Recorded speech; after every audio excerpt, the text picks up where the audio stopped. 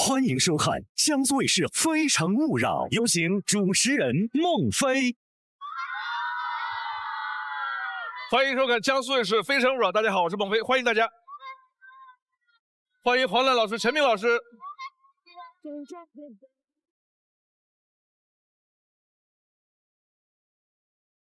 有请今晚24位美丽的单身女生。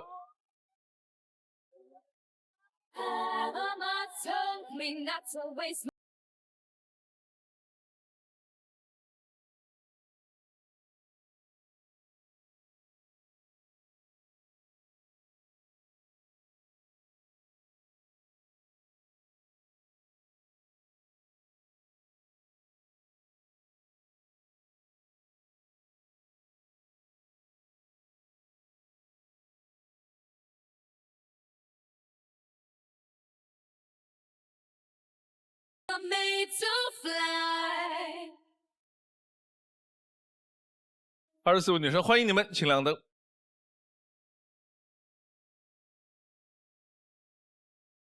开始今天的节目，有请1号男嘉宾。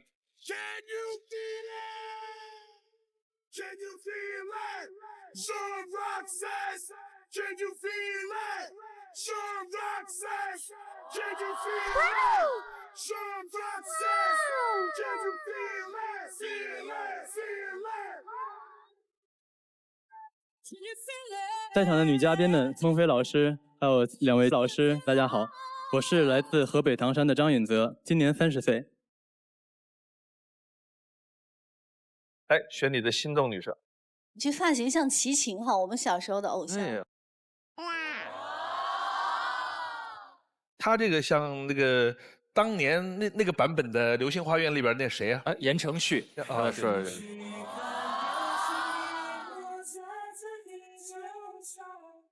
男嘉宾在选择心动女生的同时，系统已经为他匹配出了智推女生。当他进入权力反转的时候，我们将公布智推女生参与恋爱选择。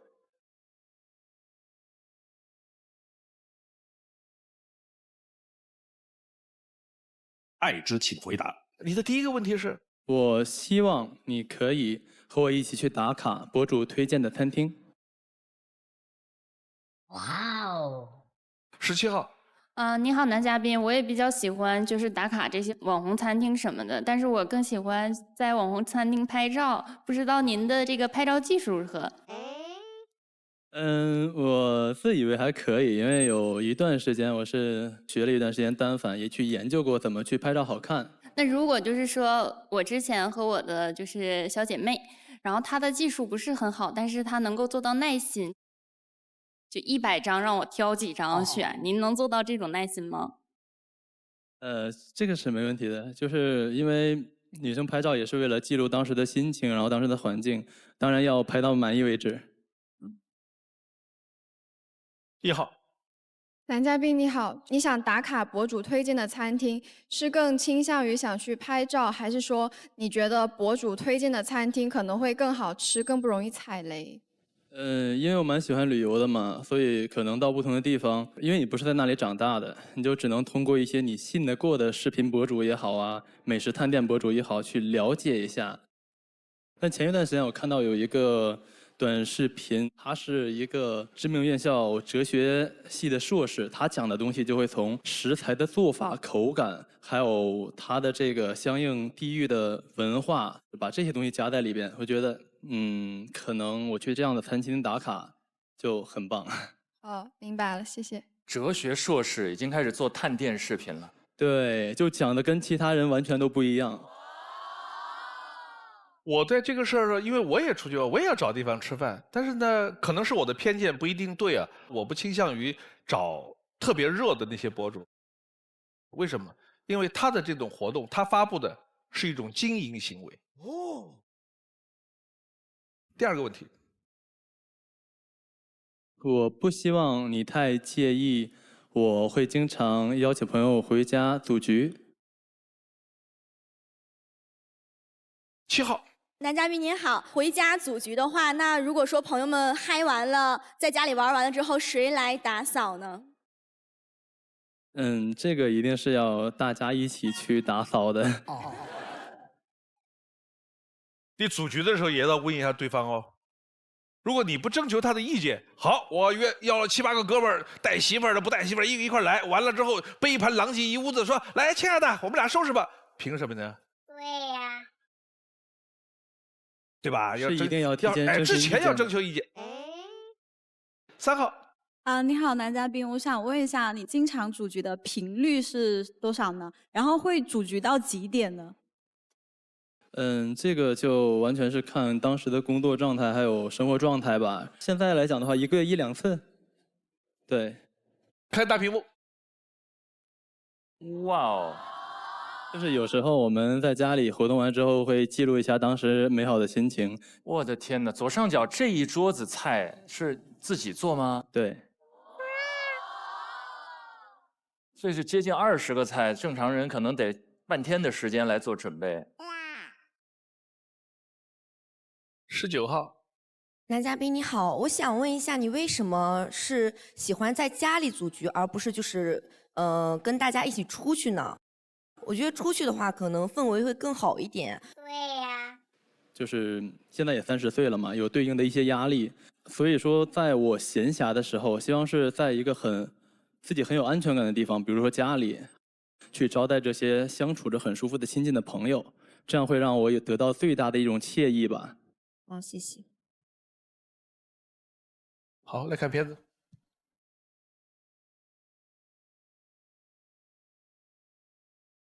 人生路上总有一些美丽的沿途风景，时刻陪伴我们左右，让人感到幸福快乐。音乐与我，便是我人生路上永远盛开的美丽花朵。我是张允泽，来自唐山，一名热爱音乐的创业青年。你问我是从什么时候开始喜欢音乐的，我自己也记不清了。音乐在我的生活中无处不在，承载着每一个人生阶段的独特记忆。高中毕业留学温哥华，机缘巧合下玩了2年多的乐队，音乐见证我的成长和成熟，也成为我表达态度的话筒，将我的想法传递给世界上更多的人。在温哥华生活7年，我决定回国创业。在此之前，我打算先磨练自己的吃苦能力，利用课余时间在搬家公司做兼职。我记得最辛苦的有一次是早上3点多就起床，凌晨2、3点才回来，一天搬了7次家，大概走了4、5万步，搬了有40、50吨的东西。这样的日子大概持续了有2年左右。在年轻的时候多逼一逼自己，挑战一下自己的极限，就会想起来那段时间，给我一些动力，觉得那时候都走过来了，那现在的眼下的苦还算什么呢？现在我的事业稳步上升，经营着一家餐饮店和一家密室逃脱店。我的人生一直在路上，我前进的脚步也没有停歇。我最大的目标就是通过自己的努力，让自己身边的人都过得更好。我是一个很热心肠的人，会在生活中传递自己的善意。遇到迷路的老人、被刁难的小摊主，会上前帮忙。在路上遇到小偷，我也会下意识地大喊。对我来说，这是一种温暖的力量。我一直在坚持做自己认为对的事情。我活得自由，无拘无束，想要做什么事情就会大胆地去做。希望未来可以和你一起来一次说走就走的旅行，不在乎目的地，不在乎行程安排，只享受彼此一起度过的时光，为你弹唱那首我心中爱情的代名词，情非得已。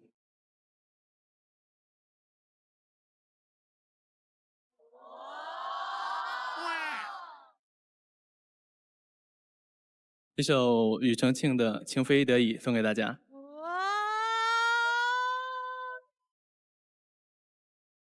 难以忘记初次见你，一双迷人的眼睛，在我脑海里，你的身影挥散不去。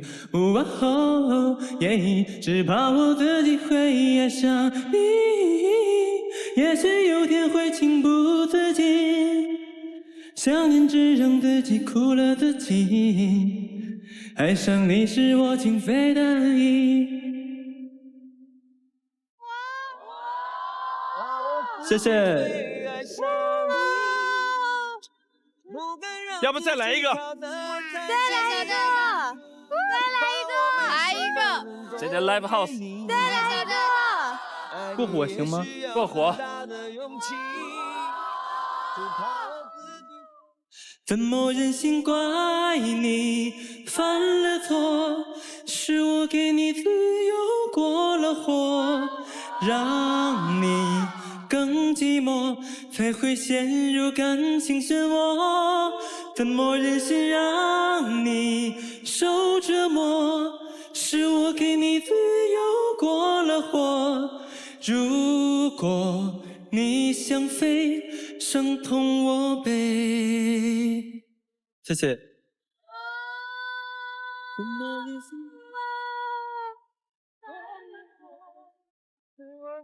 情非得已是你特别喜欢的吗？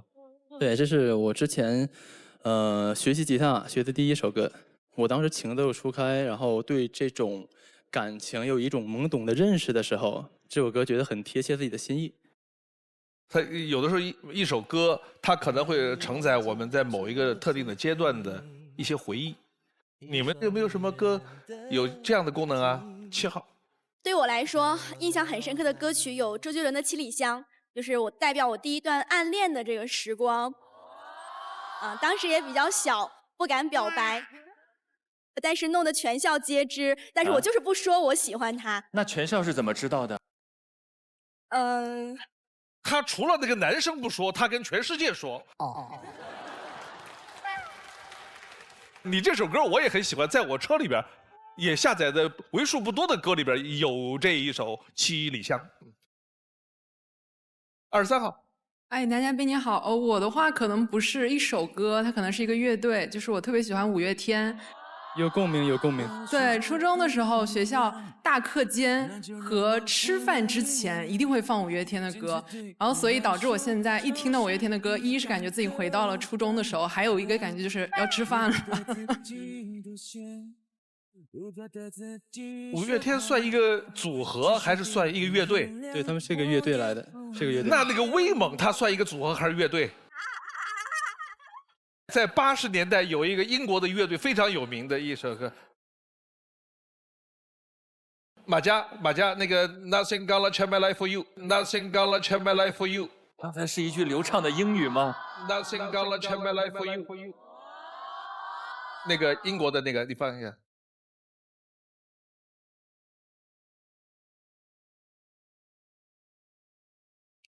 马甲居然找不到，你让我太失望了。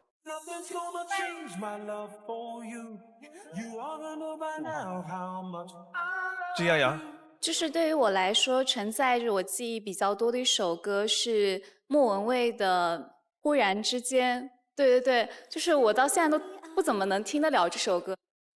因为我听见这首歌，我就会想起以前，我爸爸妈妈在舟山把我一个人丢到台州，然后我全托在老师家里。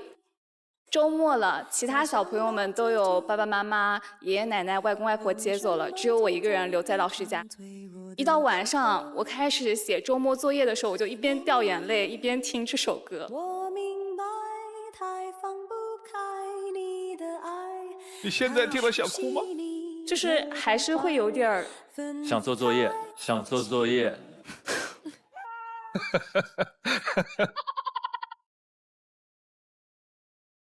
那希望有机会的话，可以把我唱的这个版本发给你，你替换掉你记忆里那个不好的记忆。哇，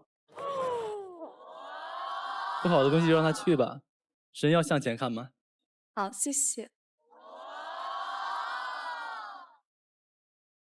两位老师有没有什么歌有这样的功能啊？就是我在想，我初恋的时候，因为暗恋对方，所以我那首歌叫《Right Here Waiting》，就一直在 waiting。然后每次听到这首歌就很多感触，然后后来就认识前夫了，因为我们是在莫斯科认识的，然后每次留学生聚会的时候，大家一起唱月亮代表我的心大家在一起听这首歌，所以每次我有听到这首歌会想到他。在那个时期情最浓的时候，那一首歌它代表的歌词里的意思就唱到了你的心里，所以每次听到这首歌，那些回忆都会回来，但我又觉得很美好。3号，你好，男嘉宾。是这样的，我觉得你唱歌非常好听，但是呢，我唱歌就很一般，就有点音痴。你介意你的女朋友是那个音痴吗？这个其实没有想过，就是每个人都有自己的个性以及擅长的地方嘛。就是选择女朋友的话，对音乐啊或者某一个方面，我其实是没有任何的想法的，也没有要求。好了，谢谢。13号。男嘉宾你好，看到你 VCR 你的经历，还有你刚刚唱歌，我觉得你特别优秀。我个人认为啊，你会不会身边有很多就是异性？这个就是有一个底线，如果察觉到对方是对我有那方面的好感的话，可能，我如果没有意思，会明确的给对方一个态度。对，是这样的。男生刚才片子里边感觉是一种很有正义感的年轻人。你们在生活当中有没有碰到过小小的善意的举动，给了我们很大的力量的这种例子有吗？24号。以前就还在澳洲读书的时候，当时就我和我的室友搬家嘛，就在电梯里头，就是和一对小男孩就打了招呼，他就看见我们在搬家，然后人家一家人就跑到我们家来帮我们组装家具。然后当时我们就惊了，我说怎么会有那么好的邻居？而且那个妈妈当时还很好，就跟我们说 ，You are lovely people, so you always meet lovely people。就你是可爱的人，你就永远都会遇到就是善于帮助他人的人。12号。我是有一次在回家就要坐公交路上，然后突然旁边有一个西装革履的男生，他就把他的西装外套脱了，把他公包直接丢给我，他说麻烦你帮我拿一下。我当时还挺懵的。然后呢，我就径直看着他跑向了我对面有一个很高的坡，然后当时他去帮一个老奶奶去推他的3轮车上去。其实我觉得反差感还挺强的，可能他时间也很赶，因为在赶公交，我就感觉到其实他自己本身也很着急，但是这一善意的举动就是他为别人争取了更多的时间，我感觉还挺感动的。勿以善小而不为，对吧？看下一条片子。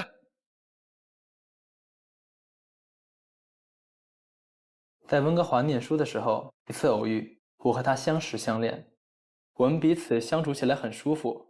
在一起的时光里，没有大争吵，也很少有小摩擦，更没有冷战。我们解决矛盾的唯一方式就是有话直说。他看到我帮忙别的女生，你刚刚给那个女生帮忙，帮得挺开心的嘛？就只是帮忙了。下次不许再这样了，我会不开心的。知道。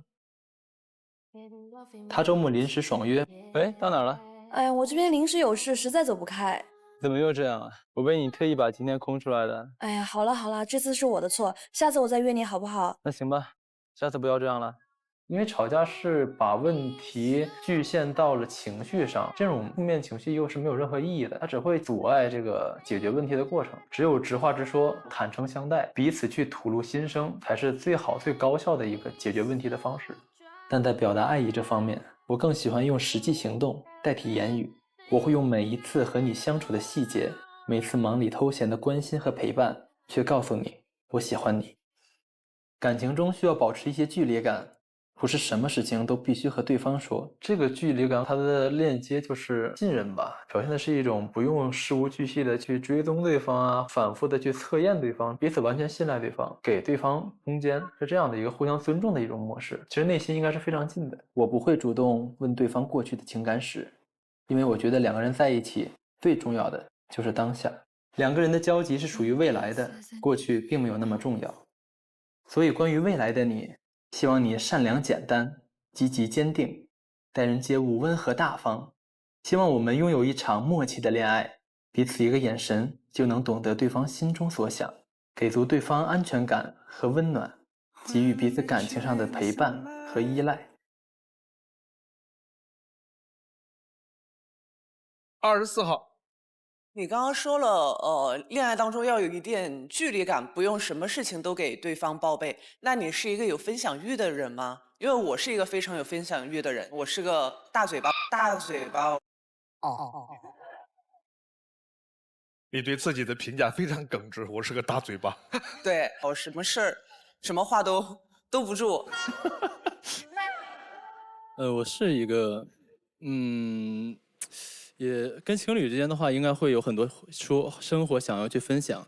然后我上面写的那个距离感，其实，指的是不要去太过分的去揪一些细节也好，一些你过去的一些什么事情也好，就体现出一种不信赖感吧。因为两个人，我觉得在一起最重要的是信赖。在这个基础之上，很多事情其实是不用去讲的。偶尔有一次的话，去沟通、去讲开是没有问题的，但是频率不要太高。21号，男嘉宾你好，在你的 VCR 里面提到不喜欢纠结对方的过去，那对方纠结你的过去，你喜欢吗？我不喜欢去纠结对方的过去，原因是对于一个男生来讲，可能了解对方以前跟谁在一起啊，或者怎么样的，自己心里肯定也不会有任何的开心的地方。那为什么要去问呢？但对方如果想问我的是完全没有问题的，我会事无巨细的、不去撒谎的去跟对方说。很棒。一定要事无巨细吗？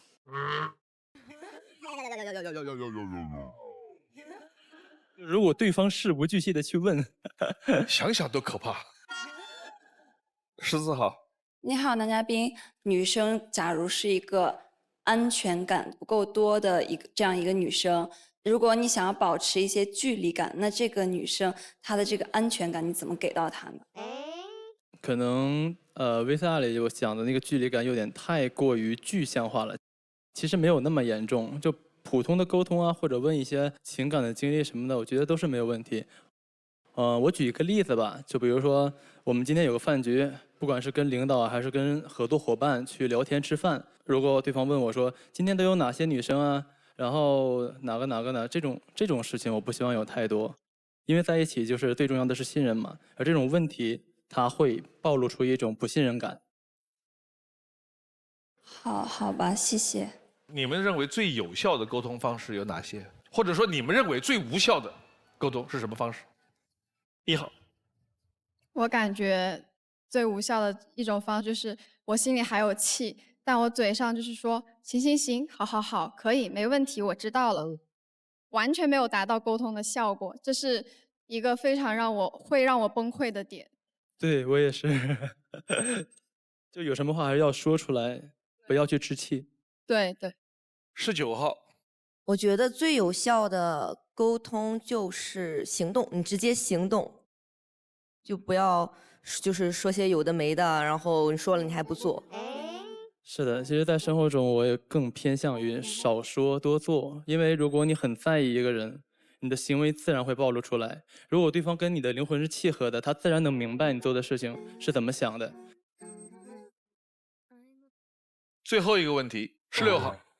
男嘉宾，你刚刚在 VCR 里面提到你喜欢简单的女生，你喜欢的这种简单到底是知世故而不世故，还是说你想保护这个女生，让她的生活在你的被保护之下变得更加的简单纯粹一些呢？这种简单更多的是希望我们的内心跟小时候一样纯粹、善良、三观正，是这样的一个期待。好的，谢谢。现在留灯的是3号、9号、17号、19号。上去灭掉2盏灯回来。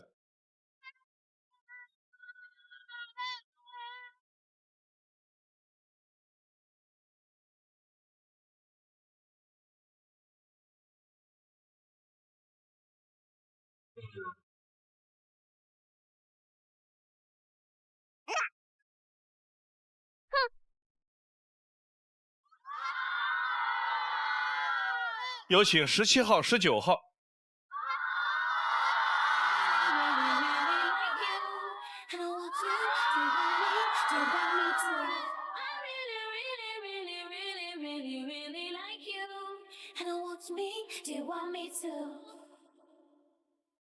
男嘉宾的心动女生是哪一位？花开有时，不负期待。非诚勿扰，马上。非诚勿扰，现在继续。男嘉宾的心动女生是哪一位？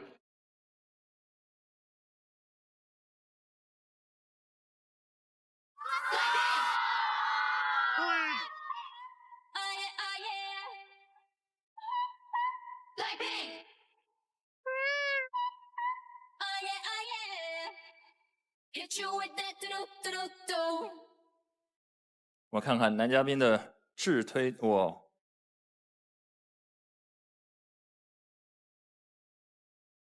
这位智推女生是她刚刚灭掉的灯当中的其中一盏。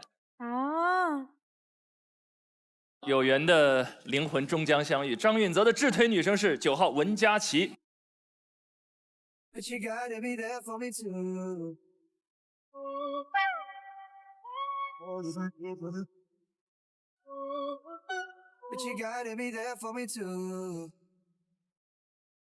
男生感性，充满情调，灵活变通力强，生活中充满冒险精神与竞争力，感情中善于精心策划、精心时刻，也喜欢分享与陪伴。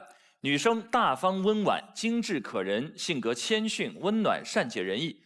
女生喜欢男生细腻体贴的陪伴，男生欣赏女生的顾家与温暖感，是令人羡慕、细水长流的一对伴侣。供2位参考。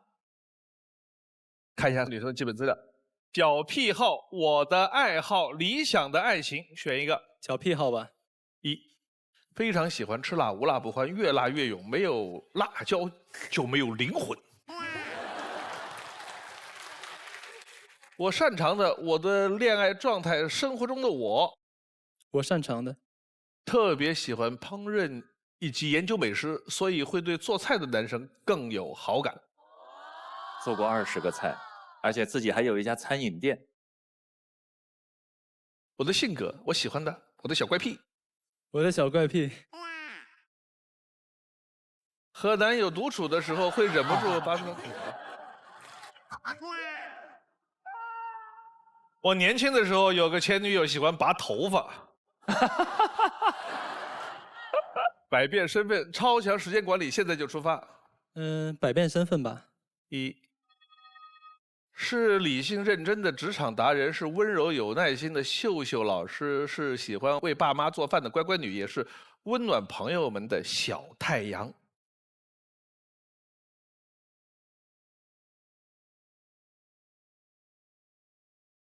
最后一个问题问4个女生。将来在相处的过程中，一定会有2个人不同的性格引发的无法去调和的这种观念上的问题。如果有观念上的不一致，你们会怎么去处理这种事情？我会就是很直白的告诉你，就是我的底线在哪里。如果实在是没办法处理的话，那可能就拜拜。对。我可能不是那么直接的人，就是我可能会用引导的方式去，让你理解我的想法。我得看是什么观念吧。如果是原则性的问题，或者是现实原因的话，我可能首先我会先讲清楚，其次问题不能解决的话，就各自退一步吧。我的话就是我介意的一些事情，如果你非要和我起冲突，就比如说你和异性保持不了这个边界感，那我可能就会直接告诉你咱们不合适。好的，明白了。要做最后的决定了，选中间2位女生有可能被拒绝，你自己回去。另外2个女生你可以牵手其中一个。你的决定是？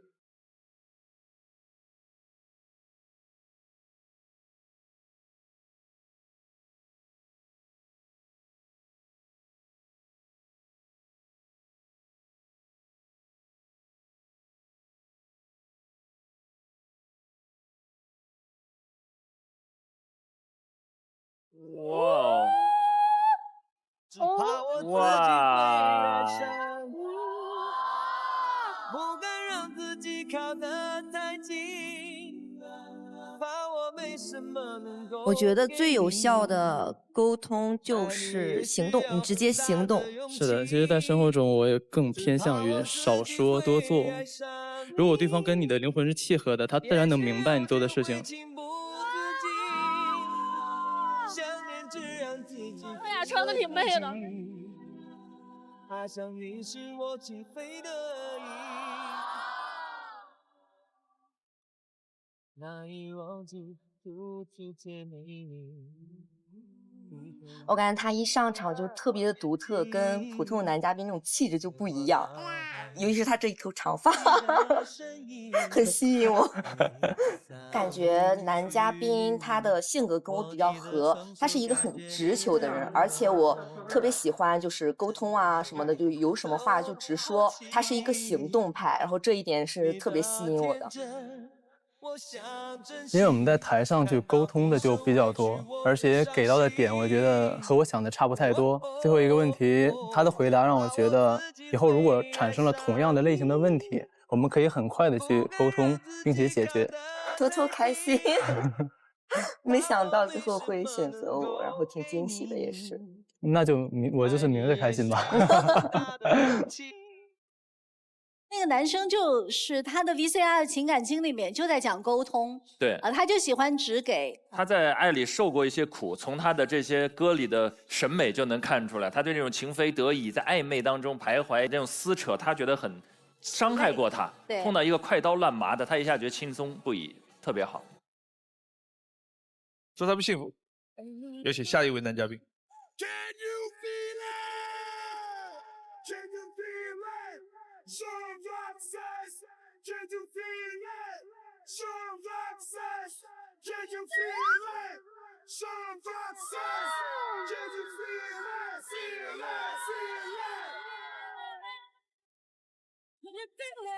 3位老师好，24位女嘉宾以及现场的观众朋友们，大家晚上好。我叫万龙兴，今年23岁，来自湖南长沙。来选你的心动女生。男嘉宾在选择心动女生的同时，系统已经为他匹配出了智推女生。当他进入权力反转的时候，我们将公布智推女生参与恋爱选择。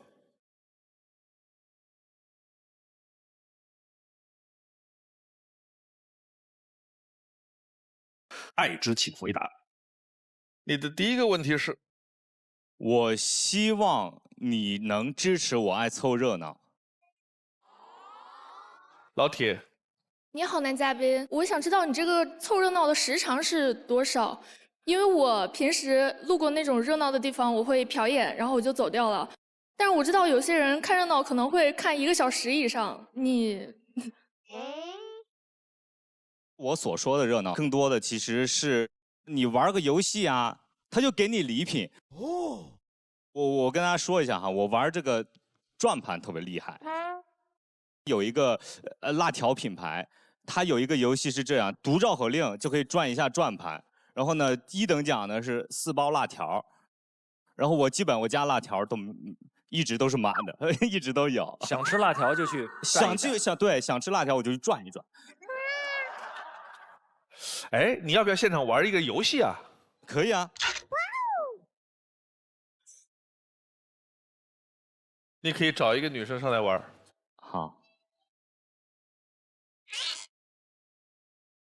8号。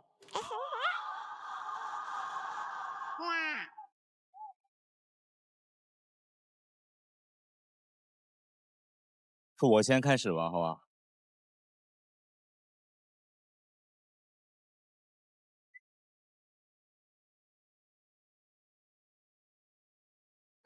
哎，哎，完蛋了！因为我唱歌不太好，我能不能朗诵的形式？不能，不能，你唱。就选他吧。来，看着他眼睛。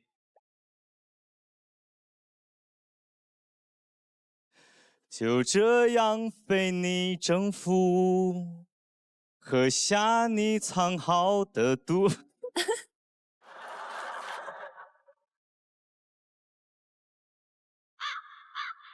我感觉是他喝下了你藏好的毒。我的爱已落幕，我的爱恨已入土，已入土。确实难听。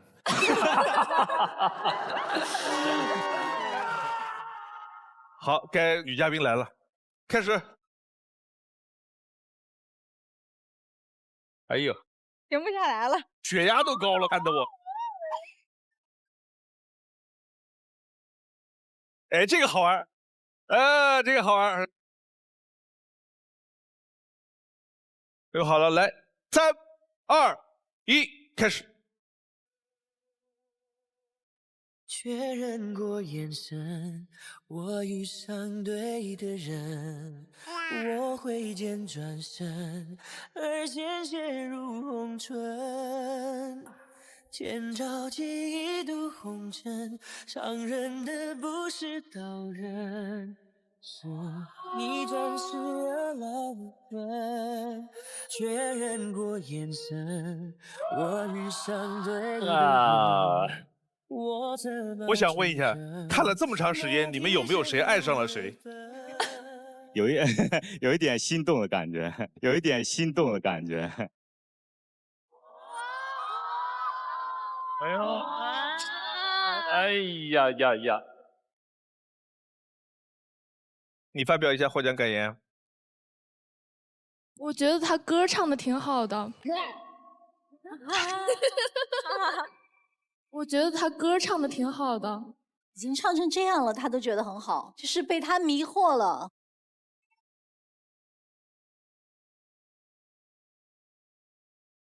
谢谢谢谢谢谢。你的第二个问题。我不希望你在我沉浸式看电影的时候叫我喝水。喝水很喜欢，就是去上厕所，非常影响这个观影体验。哦，12号。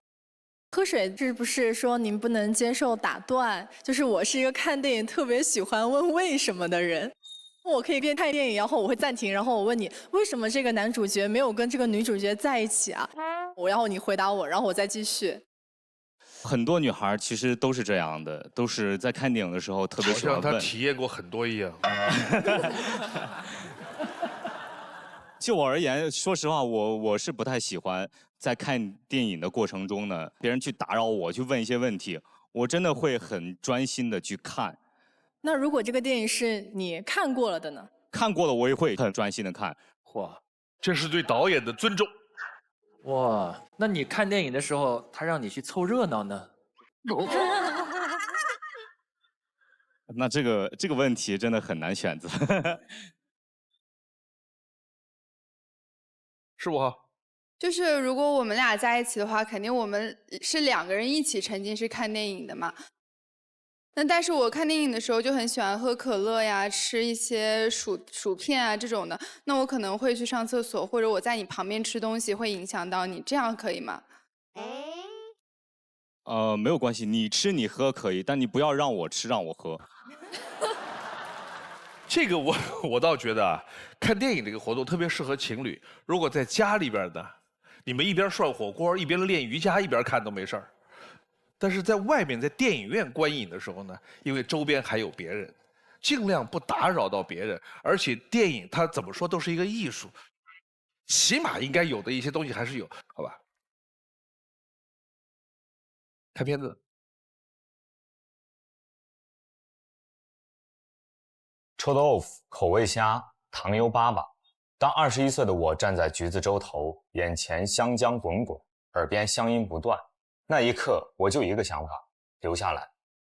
我叫万龙新，一个正在长沙打拼的韩寒青年。对于一个外乡人而言，在新城市从零开始是一件不容易的事情，但我总能找到其中的乐趣。那会儿我刚毕业，虽然只能租得起小单间，但因为有一个我心仪的小厨房，我可以自己做早餐，就会让我觉得这个开端还不错。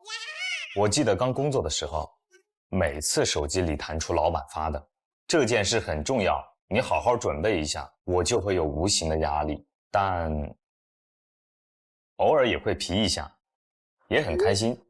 现在我从事的是策划工作，当所有人的情绪被我调动，这种回馈让我有了满足感。没事的时候，我也会去公园接见，和一生要强的爷爷奶奶交流。快看，高手在民间是真的。下班回到家，吉他就是我的小伙伴。在一个人的房间，曾经组乐队的那些片段，偶尔也会浮现在眼前。生活中我喜欢朗诵，就跟唱歌一样，可以让我表达情感。我们生活在时间里，田野、街道、河流、房屋，是我们置身时可能因间之中为的我是从县城走出来的孩子，平时拍照片也会聚焦生活在县城里的人，所以每当镜头对准他们的时候，我都会好奇他们在想些什么。这就是我，一个生活在长沙的憨憨。不知道你的手机里有没有想和我分享的照片呢？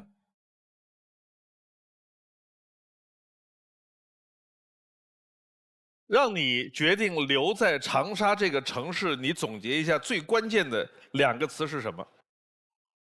文化和美食。哦，如果让你们离开自己现在居住的地方或者家乡，选择一个城市去生活，你们愿意去哪里？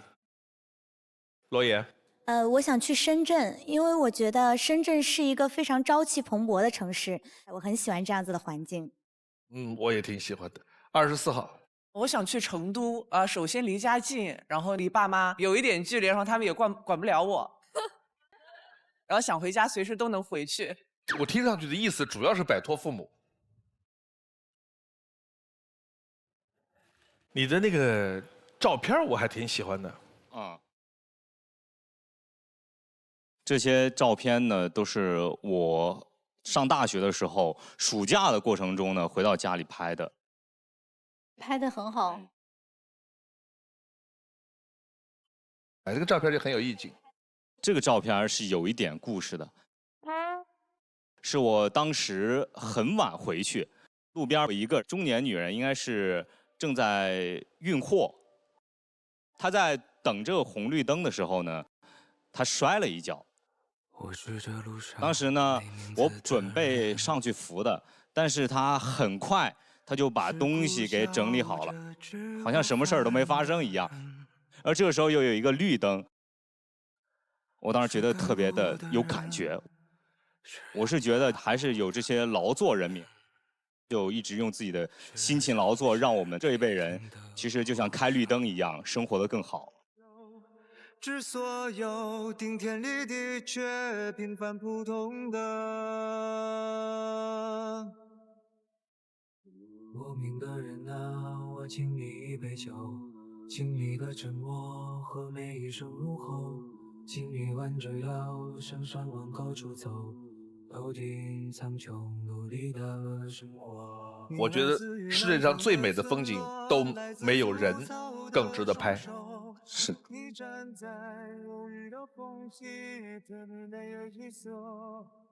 5号。男嘉宾您好，我看见您分享了就是这么有故事感的照片，我也想跟您分享一下我今年5月份拍到了一个非常有故事感的照片。就是我跟我的朋友当时在我的学校发起了一个自由拥抱的活动。最感人的是我当时遇见了一个外国爷爷，然后他当时拥抱完我过后，他当时就是眼里都已经有泪水了。他说因为他的妻子刚刚去世，他跟他妻子是同学，然后他回到这个校园里参加同学聚会，看到校园的一花一木，他就想起了他已经去世的妻子。他看见我们在做这个活动，他就上来拥抱了我，然后跟我分享了这个故事。想见你，只想见你，未来过去，我只想见你。穿越了千个万个时间线里，人海里相依，用尽了逻辑心机，推理爱情最难解的谜。会不会你也和我一样，在等待一句我愿意？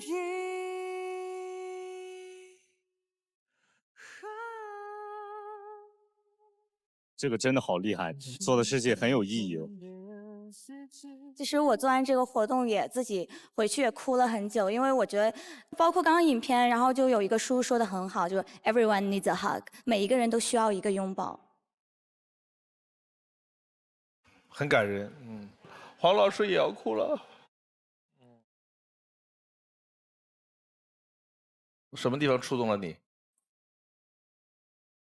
前两天我高中的同桌，我们20年没有见面了。前2天暑假的时候他就回来了，到了杭州，然后我们见面很开心。但是他说他有一点，可能生活当中又离婚了，然后有点焦虑啊，就情绪上有点问题，他很累。然后，我们就见面，离开的时候我们2个抱了抱，他就说非常感谢。他说那个好像就我们回到了过去那个同桌的时候，是那么的亲密，所以我觉得拥抱特别好。而且我的难受是因为我觉得我给了很多人拥抱，但是在我自己需要拥抱的时候，好像就没有得到那么多。但是我觉得就是我自己的问题，可能我没有告诉别人我需要。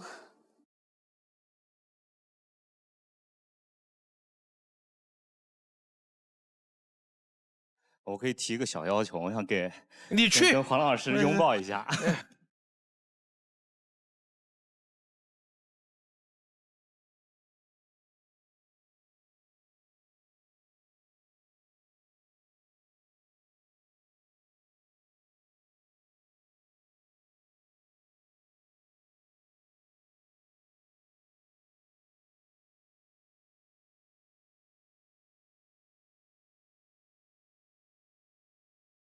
今天我觉得看到这个短片，也看到那个男嘉宾拍的那个摔倒的女生又重新起来，看到一个绿灯，所以我感觉特别的温暖。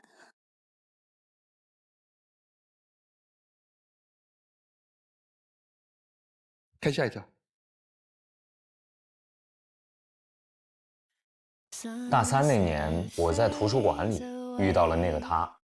和他交流任何事儿，他的反应都是我不知道，我无所谓。而当时我对任何事儿都很关心，这样的反差一下子就吸引了我的注意力。当我们从图书馆走出来，路灯洒在他脸上的那一瞬间，我觉得她真的好漂亮。起初我不知道该怎么追她，就从书里总结了一些方法。首先，相处得张弛有度，有必要的陪伴也要给她自己的空间。其次，心态要稳，不要为女生不回信息而焦虑，哪怕她有事不理我，我就当是自说自话，展示最真实的我。最重要的是要一起去做平凡又新鲜的小事儿。我会带她去走没有护栏的独木桥，留下专属于我们的独家记忆。就这样，我们走到了一起。但恋爱中总免不了有矛盾，我会买好花和好吃的再去哄她。看到她有原谅的趋势，就赶紧认错。我觉得哄女生要有积极解决问题的态度，给她出其不意的惊喜，做出切实可行的承诺，千万不要画大饼。但后来，因为临近毕业，事情变多，在一起的时间变少了。久而久之，我们选择了分开。未来，我想找一个相对成熟、相处默契的女生，一个眼神就能知道对方的心意，有共同的爱好，有属于我们彼此的小世界。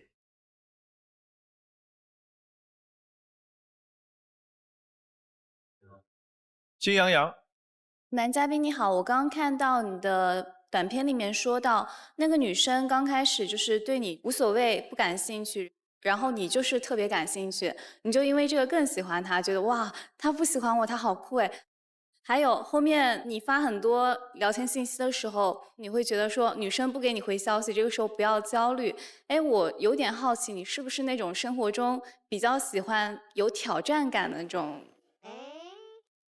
花开有时，不负期待。非诚勿扰，马上回来。非诚勿扰，现在继续。男嘉宾你好，我刚刚看到你的短片里面说到，那个女生刚开始就是对你无所谓、不感兴趣，然后你就是特别感兴趣，你就因为这个更喜欢她，觉得哇，她不喜欢我，她好酷哎。还有后面你发很多聊天信息的时候，你会觉得说女生不给你回消息，这个时候不要焦虑。哎，我有点好奇，你是不是那种生活中比较喜欢有挑战感的那种？对，我生活中非常喜欢挑战，但是对于女孩来说，不是说别人越不理我，我就越要追她，其实也不是这样的，只是当时就是很莫名其妙的，就可能有一见钟情的一个成分，然后呢，就对她开始穷追猛舍。穷追猛舍是什么意思？穷追不舍。穷追不舍，穷追猛打，他绕一块儿了啊，猛舍了就。那你有没有想过一个问题，就是女生真的对另一个男生完全没有意思，然后再穷追猛打，会不会让对方有点害怕呢？啊，我这个穷追猛打，它也是有一定的限度的。好的。17。您好，男嘉宾，我刚才看 VCR 里头说，您这个分开的理由是因为毕业，彼此都比较忙碌，然后那个陪伴时间比较少。那你们当时1周见面的频率大概是什么样的呢？就是我们毕业之后，我们就没见面了，在没见面的过程中就分手了。那你能就是说接受，因为现在大家都有自己的彼此的工作，就比如说1周的话，大概见那么1、2次，就比如说周六周日啊，大家出来吃个饭呀，是这样的。这可以接受，没问题。14号。你好，男嘉宾，你们毕业之后，因为就是长时间不见面就分开了，那你是就是接受不了异地吗？异地可能只是一个导火索吧，我觉得。其实我没考虑这个问题，因为第一次异地也没有经验，不知道异地要怎么做，就一下子各种问题就接踵而来了之后，就没办法了。那个时候我可能刚毕业，我不说了，行吗？再说后果不堪设想。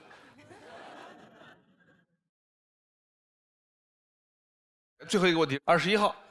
男嘉宾你好，我想问一下，你们异地的时候说分手的时候，为什么不见上一面再说呢？或许见一面会好一点呢。没见一面呢，也是有很多现实原因。当时我们毕业之后刚上班，对这个工作，你不可能我和他异地，我要请2到3天假，飞过去跟他见面。哎，我说的是真心话。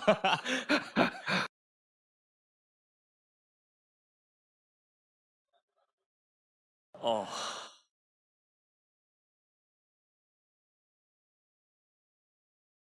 挺正常的一个小伙子，不知道是哪个环节啊？不知道哪个环节。就这个舞台上有2个雷区，一个是前任，一个是异地。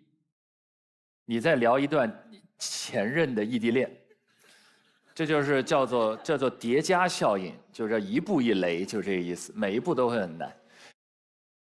异地恋的人知道大家都维系感情很累的，如果那一天要分手的时候没有一个见面，会觉得有点遗憾。可能你说那么要请假，但你刚说请2、3天假就很难。可是对职场的当时的你来说是有点难，但是再难，毕竟是感情的结束。我们对感情好好的告别，其实就是对过去的情感足够的尊重，也是对未来的一个祝福。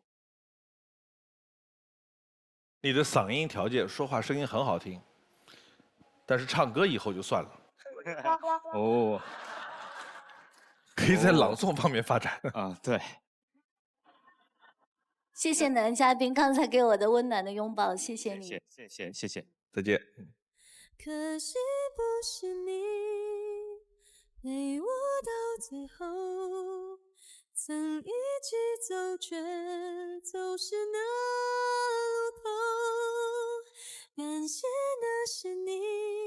刚刚听了陈明老师和黄老师的，跟我的提的一些建议，我绝对会把这些建议烂熟于心。以后如果再遇到异地恋，要不是我去他城市，要么就他来我城市，我绝对会积极的解决这个问题。有请下一位男嘉宾。Can you feel it? So rock says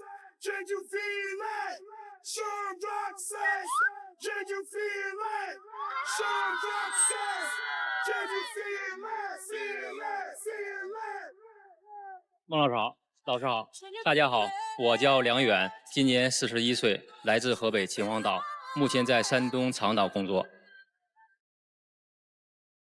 哎，选你的心动女生。男嘉宾在选择心动女生的同时，系统已经为他匹配出了智推女生。当他进入权力反转的时候，我们将公布智推女生参与恋爱选择。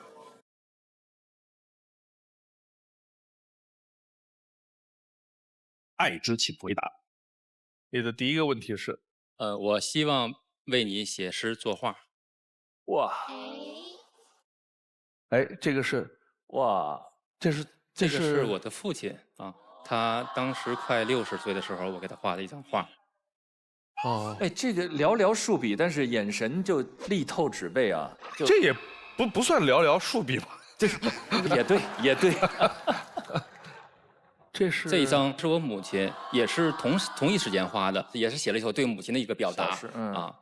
哎，你画的你的父亲的母亲的眼睛似乎都在看着我们，然后都充满了关爱。对，是赠飞城。这个是我妈妈听说我来非诚勿扰的时候，就是为非诚勿扰写的一首诗。哦，妈妈写的。风情万种美婵娟，凝聚精英才艺全。傲雪梅花姿飒爽，临风汉淡韵嫣然。峨眉袅娜芳心素，君子好逑青眼瞻。搭起云桥系红线，真诚互敬续姻缘。替我们转达一下对令堂的感谢啊！谢谢谢谢。10号，男嘉宾你好，感觉你是一个又会写诗又会画画，很有文艺气息的男生。那你会介意你的女朋友又不会写诗又不会画画吗？完全不介意，这样也显出我来了。哎，这个话回答得很好。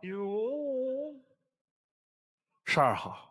有一次我在健身房的时候，突然之间想起了我妈做的一碗面，然后我就写了这个不算诗的诗。我觉得它有一种，就是我突然想起了自己成长当中的一个过程。我其实挺想念出来给大家听的，因为希望大家感受一下这首诗，很简单的诗。好，这份成长并不完整，孤独难忘，但是妈妈，你是爱岗，护我生长。但是爸爸，你是摇篮，助我梦想，都别失望，我在成长。其实刚好也呼应了刚刚男嘉宾的爸妈的那个画作，就情感触比较深。您的第2个问题。我不希望对方总爱问一些假设性的问题，比如说那种千古奇难，2个女人掉水里了，你先救谁的问题。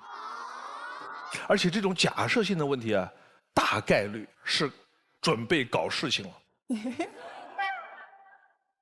2号，就是我觉得，如果2个人刚见面、刚认识，可能会有聊不完的话题，但是可能越到后面就越平淡，没有什么新鲜事儿的时候，假设就是一个很有趣的事情。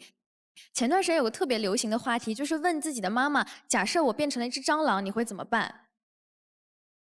然后就是网上有很多非常感人的回复，比如说妈妈说：“那还能怎么办？拿个笼子把你养起来呗。”就是，因为比如说跟还有一些什么答案，我特别想听一下。还有那种说立马把你拍死，我最烦蟑螂了。就是有各种各样的妈妈的那种回复，还蛮可爱的。就是如果我想问一下男嘉宾，比如说如果你的女朋友问你，假设我变成了一只蟑螂，你会怎么办？我也变成一只陪你。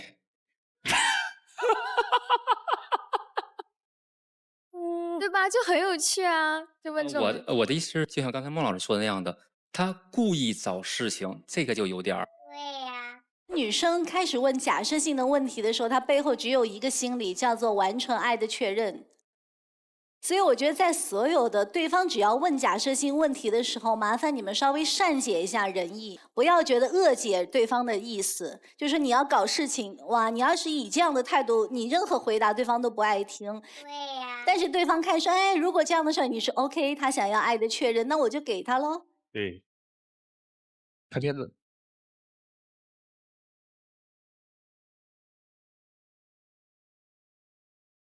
现在是早晨8点，今天微风，是我们第39次试航。这里是烟台长岛，我是梁远，今年41岁，是一家新能源船舶公司的总工业设计师。我现在在长岛就是做一些数据的收集工作。不久的将来，新能源船舶也会慢慢的逐步替代一些对环境污染比较严重的渔船或者是摆渡船。这2年的试航期间，驻守在长岛的只有我和老张俩人，他是我们的动力研发工程师。我这个人呢，对吃饭没有太多的要求，正赶上呢老张对做饭特别拿手，所以呢基本上就是他做啥我吃啥，他做饭我收拾。梁远在我心目当中是一个非常直爽的人。有可能他是在德国待了15年的原因。我听过他一个故事啊，在国外他在海上曾经救过7个人。我觉得他是一个非常有责任心的人。06年的时候，我去德国读研，后来成立了自己的贸易公司。15年的时间转眼就过去了。在德国的生活让我开阔了眼界，也让我深刻地体会到一个人在异国他乡打拼的不易。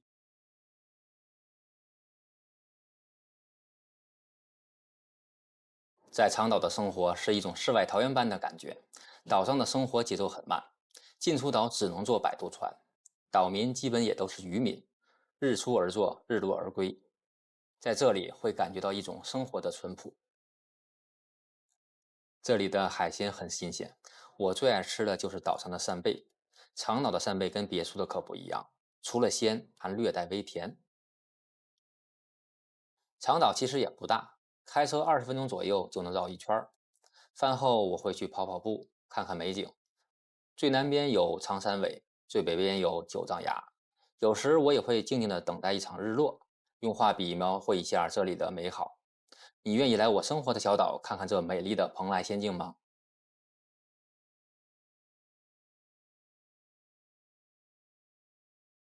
长岛也是中国最美的10大海岛之一，就在烟台过去坐船要多久？40分钟？50分钟左右，40-50分钟。对，有大的船上去，那个岛不算太大，也不是很小吧？对，它是妙岛群岛的一部分。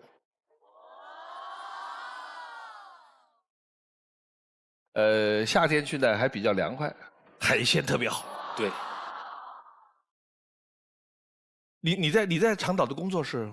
我在长岛工作就是主要是做实验。我们公司是做这个新能源电动船舶的，市场上的船舶呢基本上都是在60匹左右。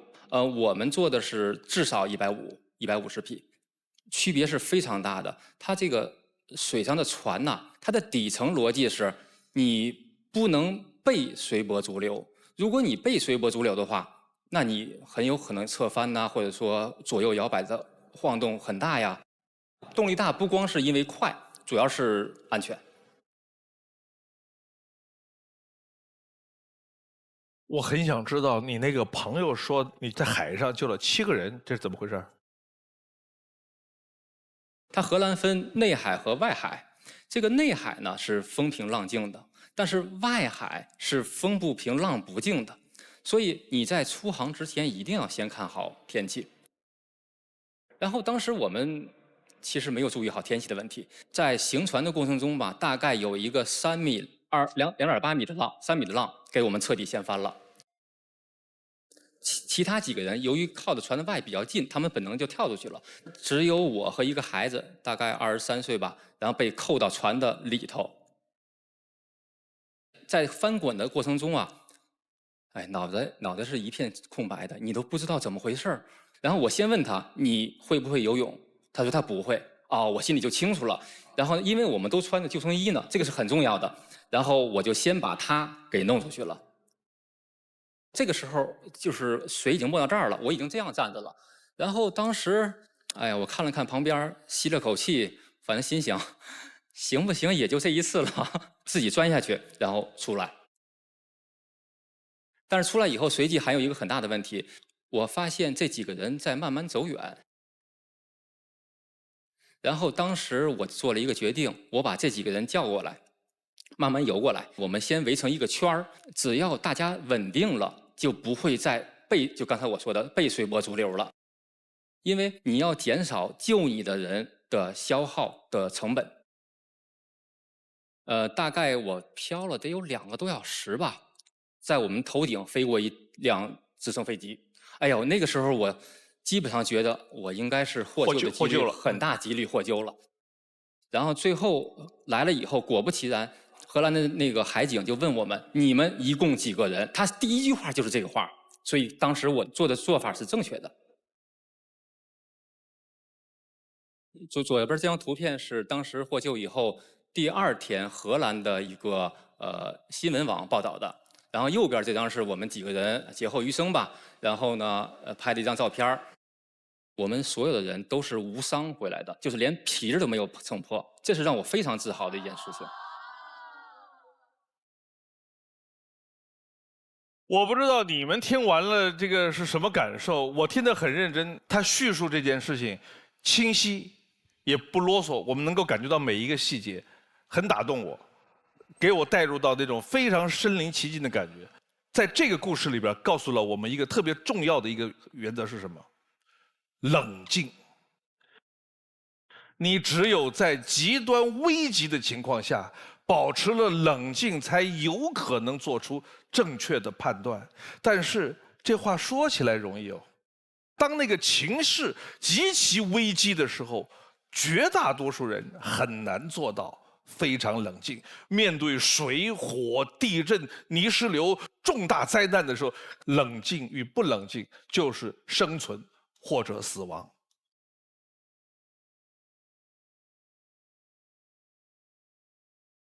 2号，男嘉宾你好。你好。但是我想问你，因为刚刚你在讲你的故事的时候，有提到说有一个23岁的小孩儿。生活当中，就是希望你的另一半，就是年龄上有没有什么要求吗？不用怎么办？没有要求。会很想教他去一些人生的道理啊，或者怎么样吗？还是说会更喜欢倾听他的观点？主要就是互相成长、互相理解，这个是最重要的啊。至于大和小，其实每个人都有自己的自己独立的想法，没有必要谁一定教谁。15号。男嘉宾你好，刚才了解到您在德国的生活经历对您的性格也有一些影响。那您在恋爱中和您现在在舞台上表现有什么反差吗？或者有什么不一样的地方吗？不一样的地方还是有的，因为在台上还是很紧张的，对吧？然后在生活中，我觉得我还是很随和的一个人啊，但并不代表你可以肆意践踏我。就是会撒娇之类的吗？对，都会有啊。9号，我想请问一下，就是你在德国生活了15年，现在居然就是还不太会做饭这些，有点好奇，你是在那边是怎么对待你的3餐的？是这样啊，不是不会做饭。而是我对吃的要求不高，所以我自己给自己做饭都是非常简单的，从做饭到最后洗完碗，30分钟。哎呀，什么决定你就是让你回国的呢？是这样的，有2个原因。第一个原因就是这个新能源的发展呢，还是很有前途的，这是第一个原因。第2个原因就是，我的父母年龄比较大了，所以我还是想在他们变老的同时，我陪在身边。看下一条。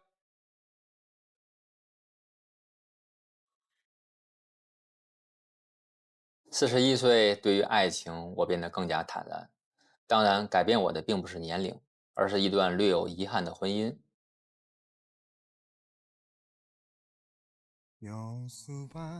我们在初中校友群里相遇，他在北京，我在德国，互相倾诉着工作的不顺和生活的压力。我发现我们俩脾气也很对。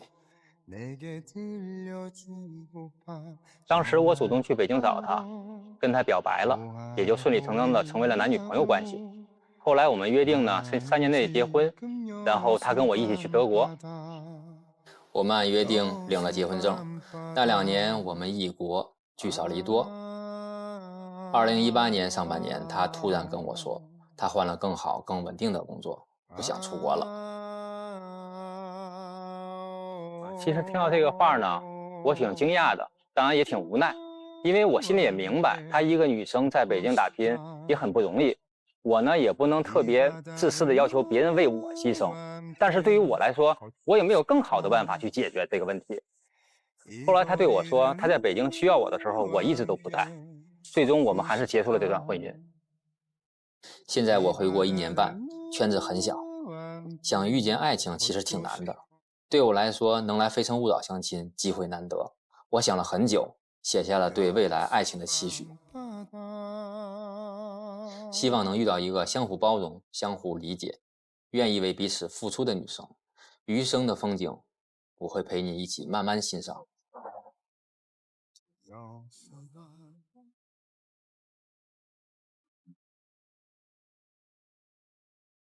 12号。男嘉宾你好，我想请问一下，你会更希望你的伴侣是那种知性就成熟懂事类型的，还是说希望他跟你有反差？首先是这样，我对另一半要求没有什么要求，就是你活泼和不活泼，就是安静和不安静，对我来说都一样，没关系，只要我喜欢就行。然后至于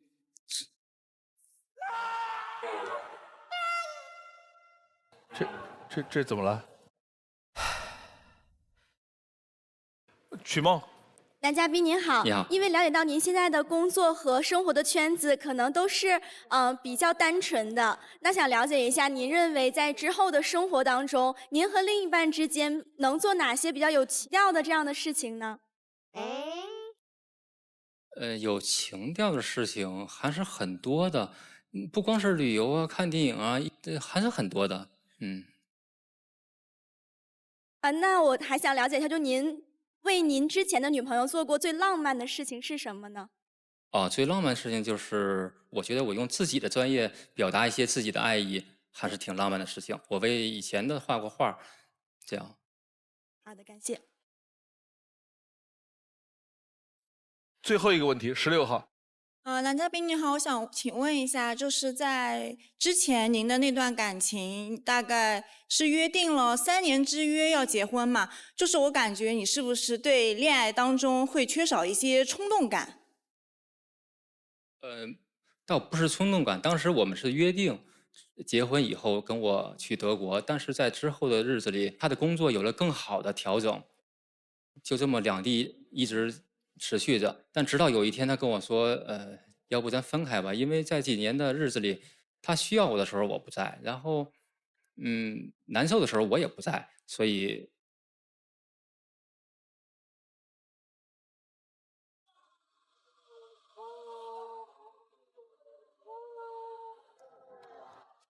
这个结果应该说不出预料，因为台上的女生的年龄从现在婚姻的这个状态上，是差距比较大的。我觉得男嘉宾上最大的优点就是冷静，冷静的反义词是冲动，但你知道冲动的近义词就是浪漫，就是浪漫有时候一定要破坏某些规则、原则、理性，要冲出去，然后惊喜就出现了。我们今天台上的5号，你好，机械工程与应用力学的博士生4年级，但是其实他在台上就并没有展现出就是我们传统意义上工科生那种比较刻板的非常严谨、理性、数字这种分析的模式。他刚才有跟大家聊到那个 free hug， 那个温暖的拥抱，那个拥抱为什么动人？就是因为他是在心贴心，他把所有理性的东西都抛开，陌生人见面没关系，我们抱一个。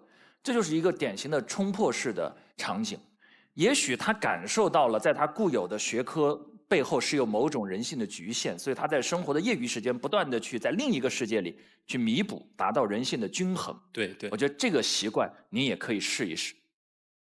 谢谢老师。大家要知道，每个人都有很多性格特质，这些不同的性格特质是在不同场合上需要用的。刚才我们讲到的那个事情，是一个我们99%的人都极少遇到的一种危难情况。在这种情况下，他表现出了那种极度的冷静，使得他和他的小伙伴们获救。这只是在极端情况下他性格的特质表现出来了，但它不意味着他只有冷静的一面，没有其他的一面。我们不能做这样的理解。你有一封信是不是？对。可以念一下。哇哦！以前写了一封信给我未来的女朋友，我念一下哈。寄笔未来佳人，笔墨未书曾相识，遥想佳人美如诗。我想象未来的你一定是一位善良、孝顺的女生。我们或许生活习惯不同，但却有相似的三观。我希望和你一起漫步林间小道，感受那阳光带来的温暖，倾听你的梦想，无论时间早晚。我希望和你一起布置家居，布置生活的每一个角落，倾听你的喜怒哀乐。我希望我们能彼此成长，在困难的时刻彼此搀扶，在快乐的时光彼此分享。我坚信，当我驻足时停步，你必定在那灯火阑珊之处。谢谢。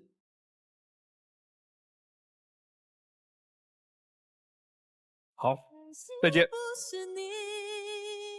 陪我到最后，曾一起走，却走失那路口。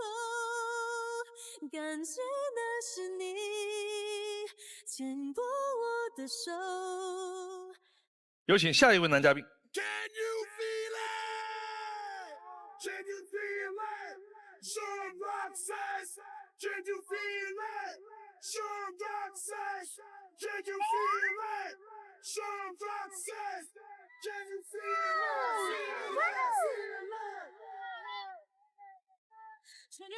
只要爆分化，很阳光。三位老师好，24女嘉宾你们好，我叫肖迪，在北京工作，是吉林省长春市人，今年29岁，谢谢。来选你的心动女生。男嘉宾在选择心动女生的同时，系统已经为他匹配出了智推女生。当他进入权力反转的时候，我们将公布智推女生参与恋爱选择。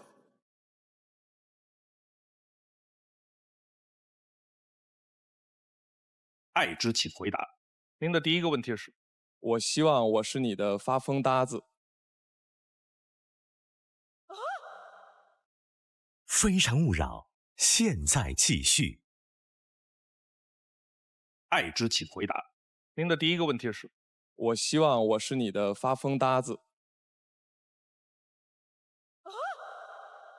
这里我先做一下解释啊，我这个发疯搭子的概念是指，就是女生会有一些突发奇想，比如说你突然想去看日出了，或者说突然凌晨给我打电话说你想去吃烧烤了，或者是有一个说走就走的旅行，这些其实都算一些发疯的行为吧。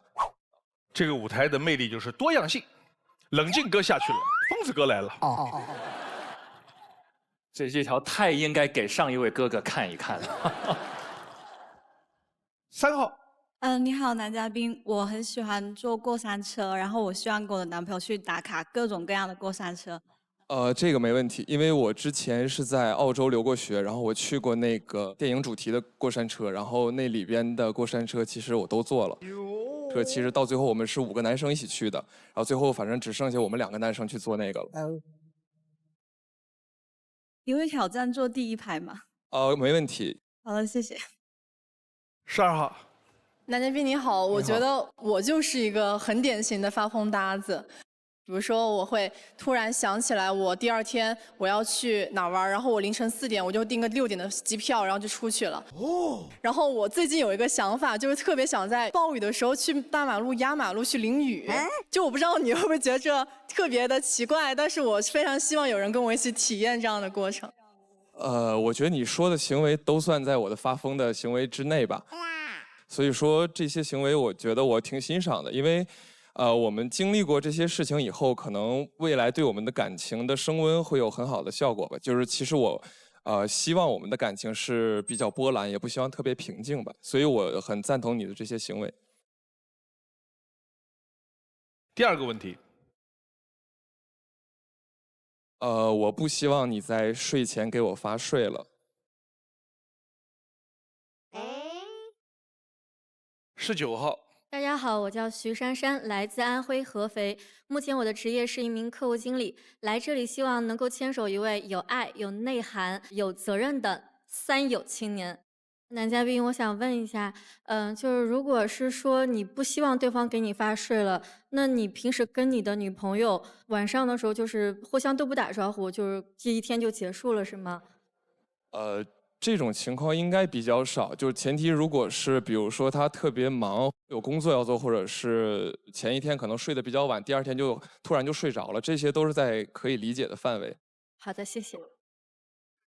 金洋洋。男嘉宾你好，我想问一下，那你会主动给女朋友或者女生先发晚安吗？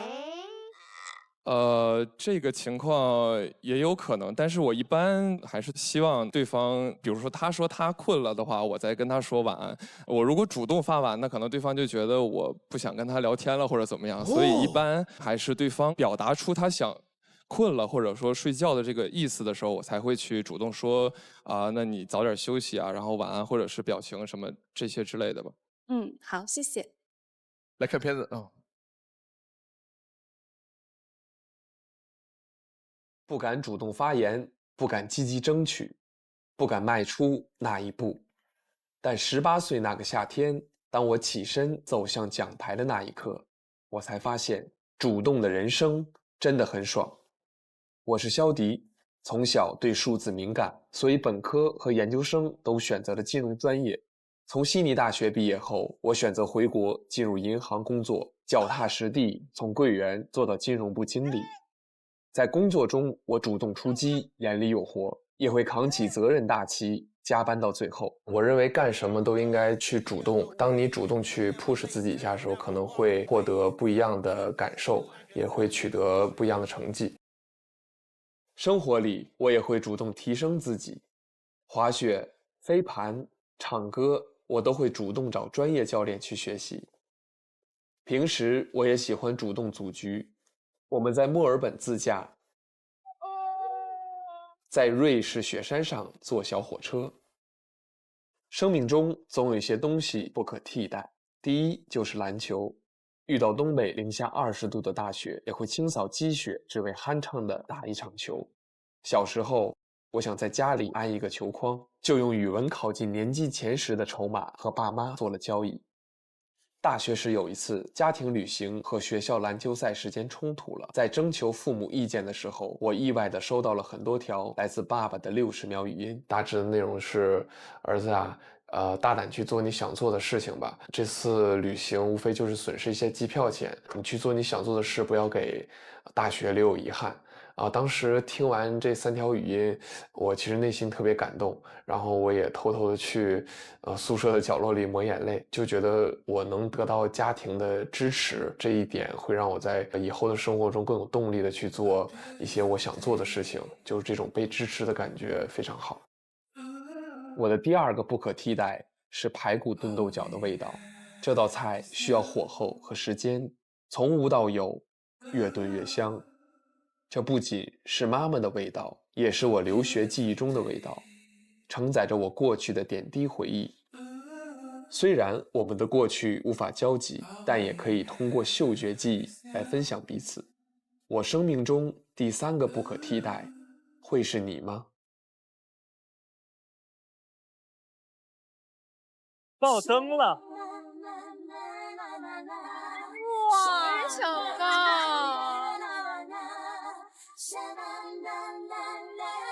来3号。男嘉宾你好，因为看你的微笑中说，主动嘛，因为我从来在感情中不是一个主动的人，我今天想主动一次，好，谢谢你，谢谢。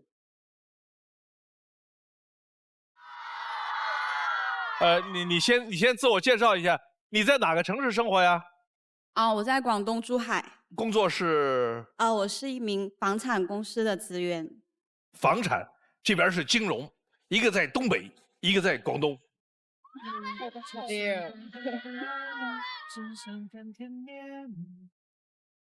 老铁。你好，男嘉宾，我在 VCR 里看到你对气味的话是比较敏感的，我也是比较喜欢收集气味的。我每天出门之前都会喷香水嘛，然后我有一款特别喜欢的香水，正好今天也喷了，它是那种睡醒之后，然后雨后森林的味道，特别好闻。你要不要过来闻一下？啊，去。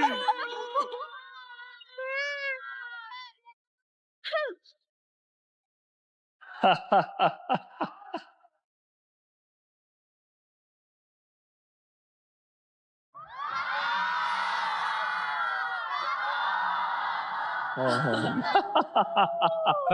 哎呀！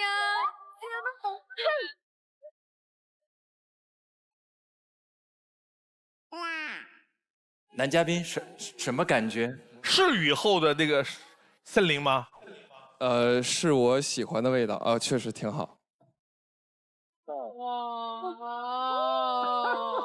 所有女生都在陶醉这句表达，只有3号默默的往这边哼了一下。生气。不许跟我男朋友眉来眼去的。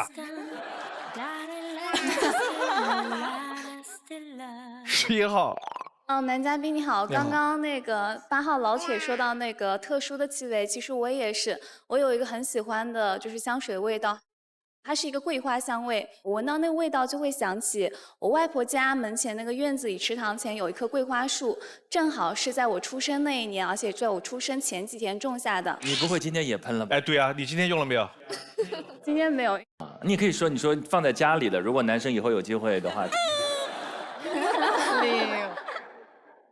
他去闻老铁这个香味的时候，我想起我在网上看到有女生之间互相问说：“哎呀，我现在想给我的这个什么微博呀、这个朋友圈起个什么名字，我想不出来一个是好的什么名字。”另外一个女生说：“我教你，你此时此刻的心情，加一个你喜欢的颜色，最后加一个你爱喝的饮料。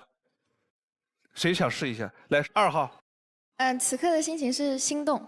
心动。哎呦。喜欢的颜色是紫色。心动紫色。然后喜欢喝咖啡。心动紫色的咖啡。谁敢喝呀？这个。老铁。心情是上头。上头。然后颜色是透明。喜欢的喝的是2锅头。上头透明的2锅头，你正着反着说都合适。2锅头它也上头，听起来像是一个老男人的微博名字。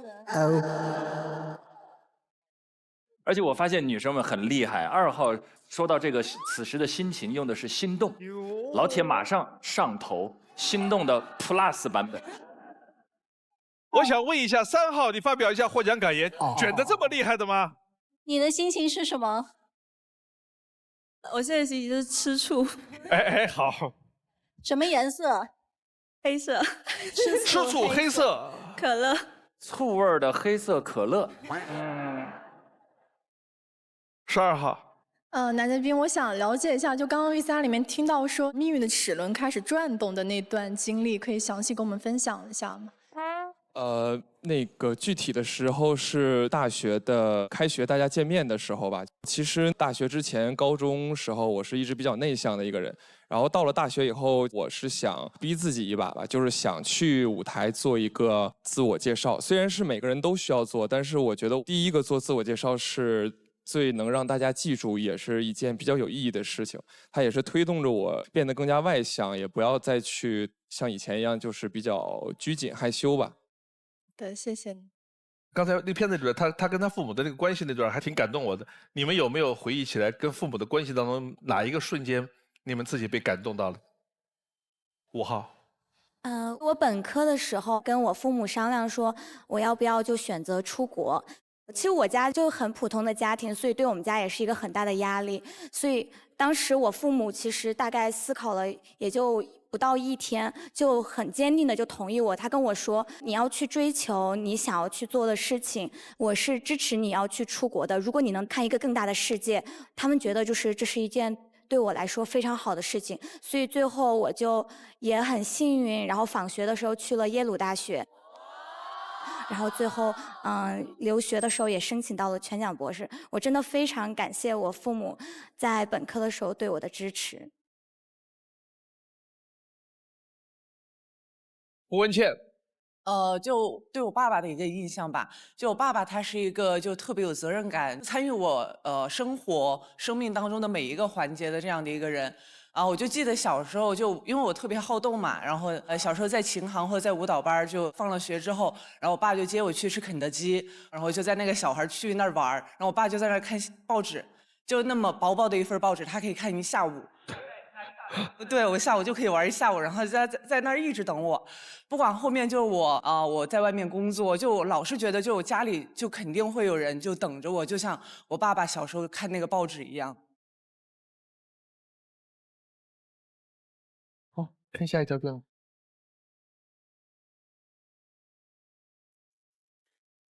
生活中主动一点很爽，爱情里也是这样。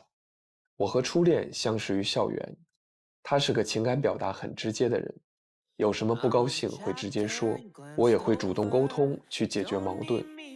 记得有一次我们在图书馆闹了矛盾，他转身就走，手机关机，我怎么也找不到他，就给他留言，别生气了，我们聊聊好吗？后来我就在图书馆门口一直等他，等他气消了回来找我。我能理解他用离开来试探我对他感情的这种行为，女生嘛，适当的作其实是一种在乎对方的一种表现。如果情侣之间从来不吵架，心平气和的就做成了朋友。后来他选择出国深造，但再浓烈的感情也抵不过异国。他出国后，我们的联系越来越少，直到有一天，他一个从来不发晚安的人给我发了一个晚安，我突然意识到这段感情可能出现了问题。他是一个从来不说晚安的人，我突然收到晚安2个字的信息的时候会觉得很奇怪，于是第2天我去追问他到底发生了什么，他直接跟我讲他有了别的喜欢的人。那我当时想，他既然很坦诚的去告诉我这件事情，那我只能去选择去尊重他的决定吧。但爱情中的主动需要双向奔赴，否则只是自我感动。第2个他是我留学期间的同学，性格比较慢热。为了追求他，我写了一封2000多字的手写信，连续录了28天的视频，特殊的日子在表白时放给他看。希望你能喜欢这个惊喜，加油！但当视频播放时，我感慨万千，他却很平静。在我半年坚持不懈的追求下，他最终同意了。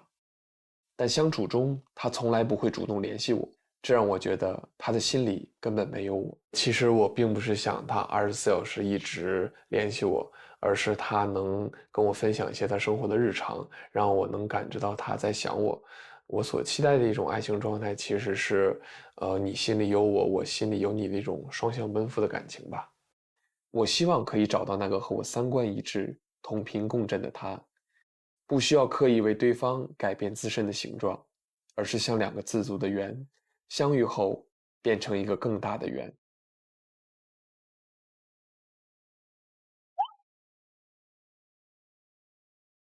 17号，男嘉宾你好，我觉得咱们2个有很多相似之处。你是东北人，我也是，然后我妈妈家也在吉林，包括你喜欢做饭，然后希望你能多关注我一下。好，谢谢。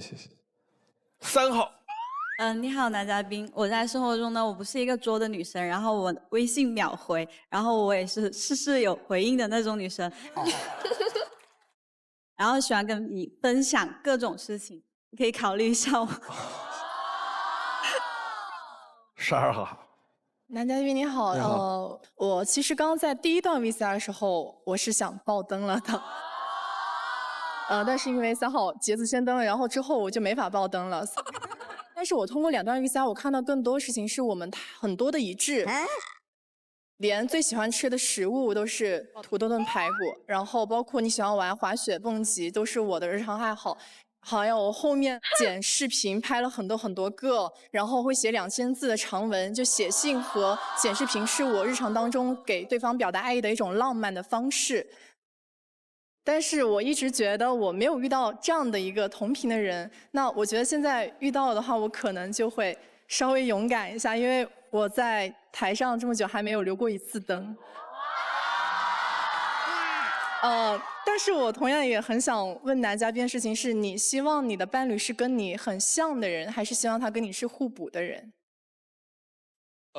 我觉得性格方面可以是互补一些，然后在兴趣爱好上，我希望我们是比较重合，这样最好。那你希望找到你的发疯搭子吗？对，当然是希望找到发疯搭子。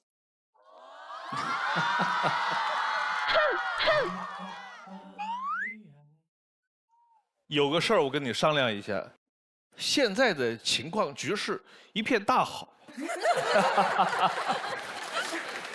但是这个男生他有一个唱歌的才艺还没展示，你是愿意在这会儿展示呢，还是算了，我们快一点往下走？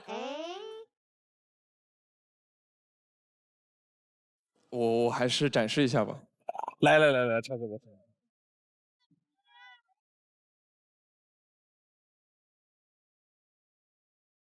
这首歌。总有些惊奇的际遇，比方说当我遇见你，多渴望化成阵阵的小雨，滋润你心中的土地。不管未来会怎么样，至少我们现在很开心。不管结局会怎么样，至少想念的人是你。我不会把它当作游戏，因为我真心对你。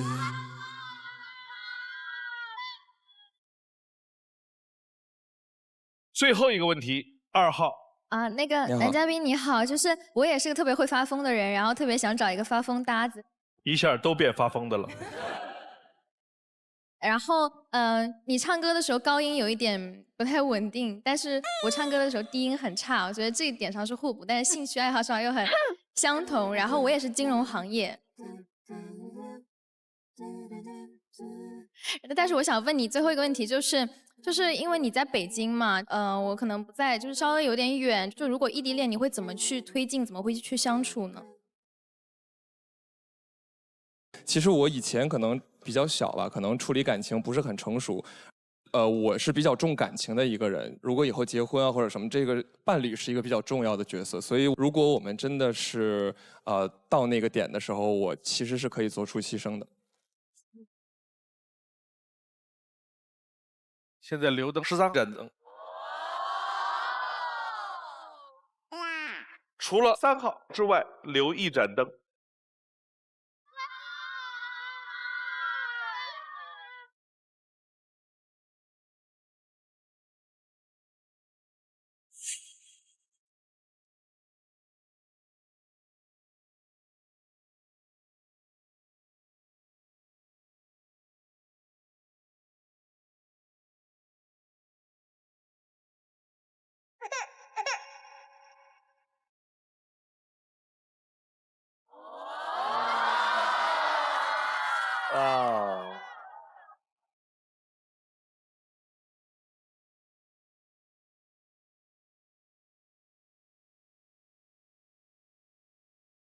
哦，朱天真的心情。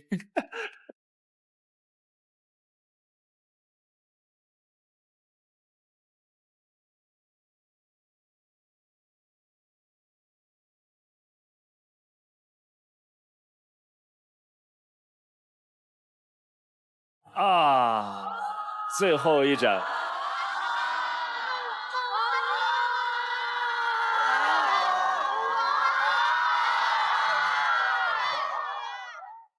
有请12号、3号。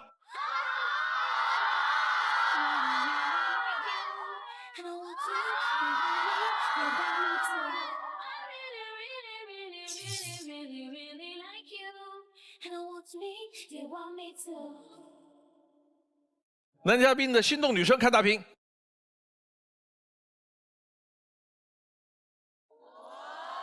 15号。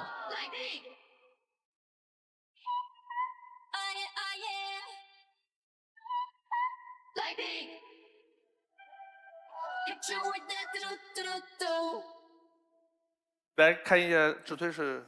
哇，精彩的时刻到了！精彩，太精彩了！小迪的智推女生就是。花开有时，不负期待。非诚勿扰，马上回来。非诚勿扰，现在继续。哇，精彩的时刻到了！精彩，太精彩了！小迪的智推女生就是。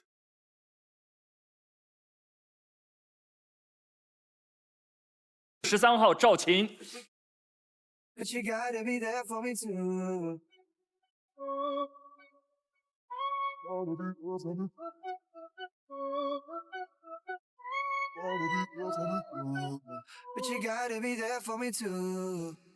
男生负责靠谱，感性浪漫，感情中渴望建立稳定的关系；女生独立自信，温和善良，感情相对慢热，需要适当的独处。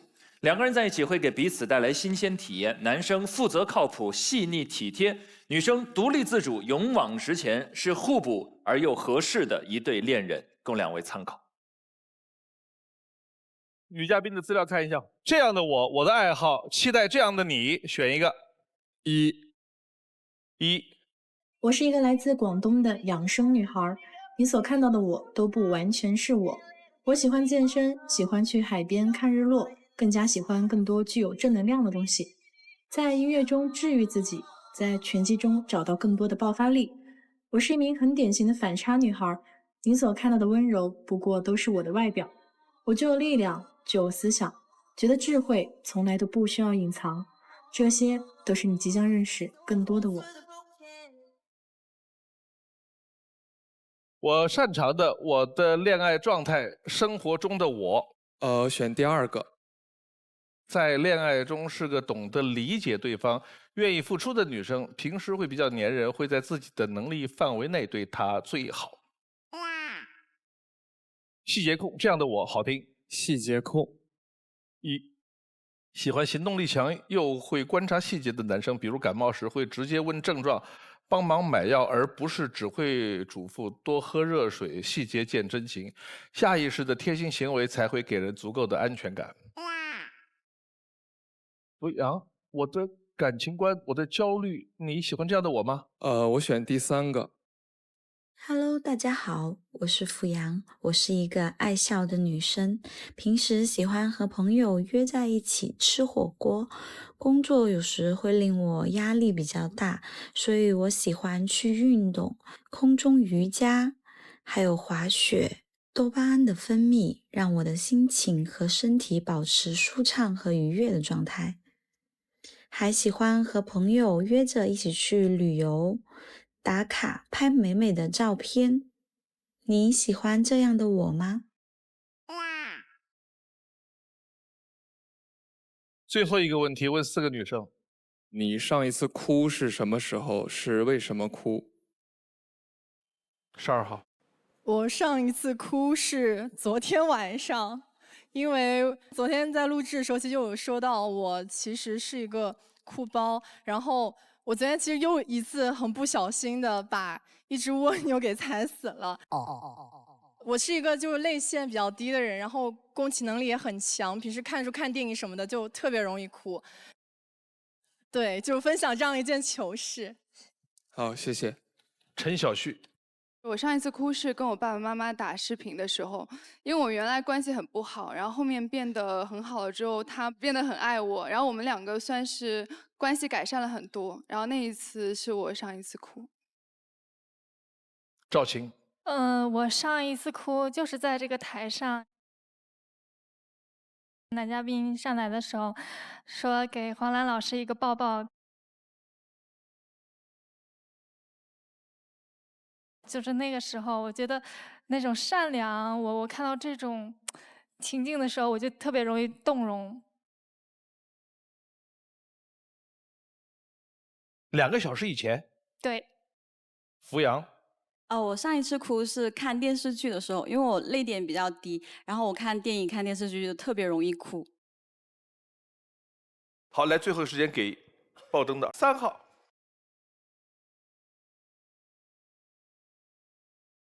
男嘉宾你好，我平时在生活中呢，我不是一个主动的人，我一直都比较被动嘛。但今天我遇到你，我觉得我们各方面都特别合适。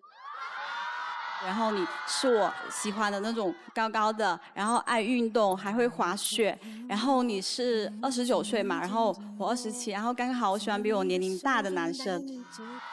然后我觉得各方面都挺合适的，而且我还挺喜欢东北的，就我的口味也比较偏北方。然后我也可以为了爱去你的城市。谢谢。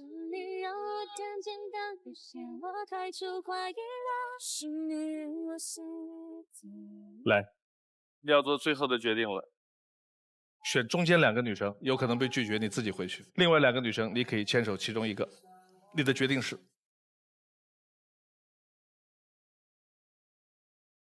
花开有时，不负期待。非诚勿扰，马上回来。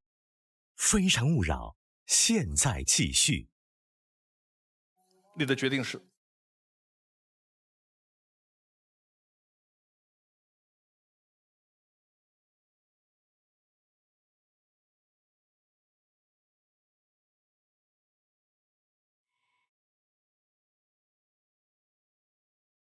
我其实刚在第1段 VCR 的时候，我是想爆灯了的。我在台上这么久还没有留过1次灯。你希望找到你的发疯搭子吗？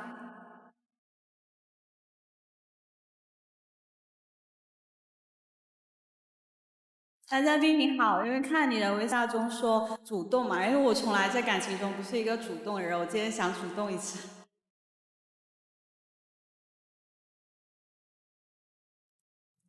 我觉得现在我应该主动走过去，去寻找我的发疯搭子了。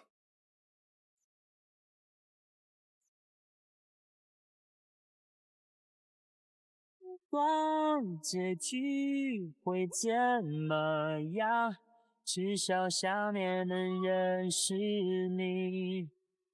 可你还是没法相信。我叫肖迪，今年29岁，谢谢。我希望我是你的发疯搭子。我就是一个很典型的发疯搭子。爆灯了。12号。男嘉宾你好，我其实刚在第1段 VCR 的时候，我是想爆灯了的。我一直没有遇到这样的一个同频的人，那我觉得现在遇到的话，我可能就会稍微勇敢一下，因为我在台上这么久还没有留过1次灯。你希望找到你的发疯搭子吗？现在我应该主动走过去寻找我的发疯搭子了。至少我们现在很开心。我不管结局会怎么样，至少想念能认识你。不过你还是没法相信，也会安静的离去。其实当他说出他想要发疯搭子，包括他全场表现的时候，我在找中间那一个小小的那个矛盾的点。他显然不是一个疯的男孩子，他不是，他冷静，表情非常的从头到尾从容，但他有一种向往。他提出来发疯搭子的时候，各位接下来要怎么举这个发疯的例子会非常关键。